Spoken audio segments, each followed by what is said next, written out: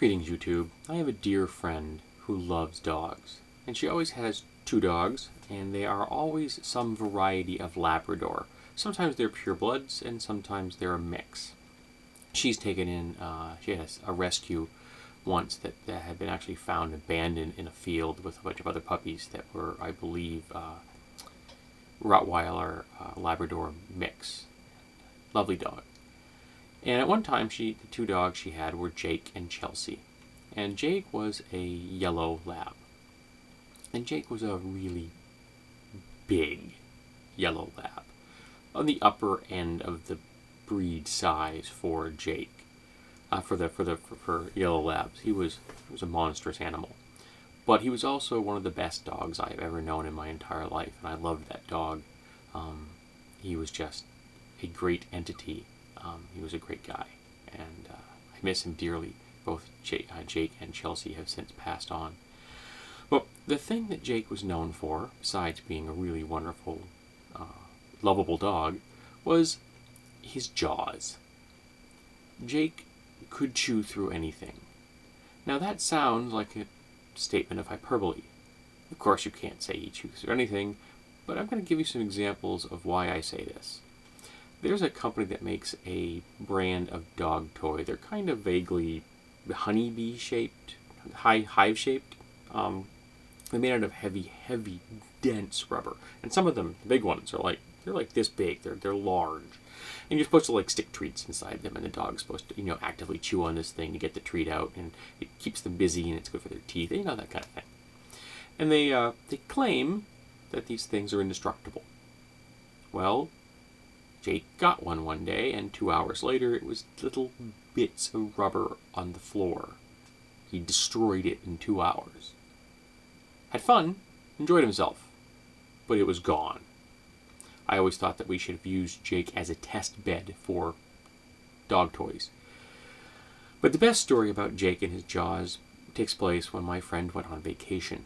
She kenneled the two dogs, Jake and Chelsea, and for some strange reason, the kennel separated them. And it was a nice kennel, so each dog had its own little interior space, and there was a door that went outside to its own little pen with a roof on it, and it had chain link fences on three sides so they could see the outside and the dogs on either side of them. So it was pleasant, it was safe, well kept.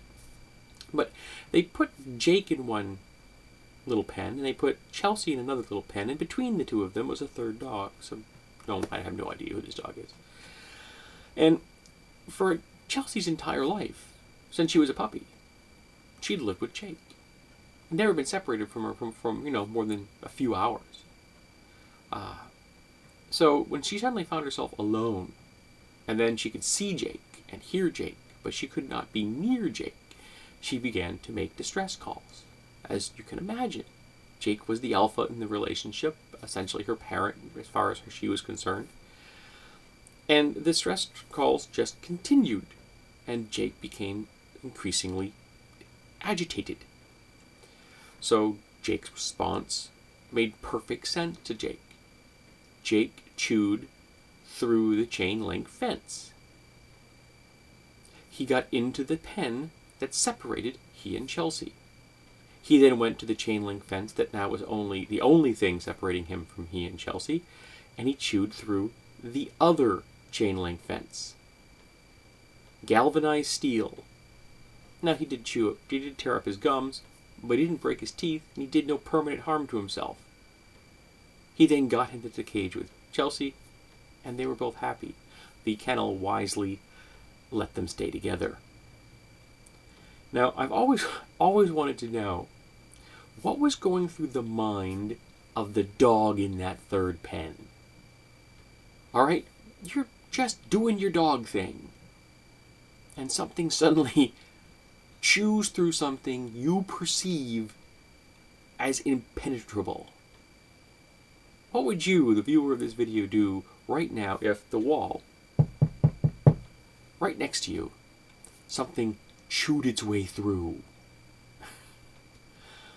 I imagine you might be a little stunned, perhaps even terrified.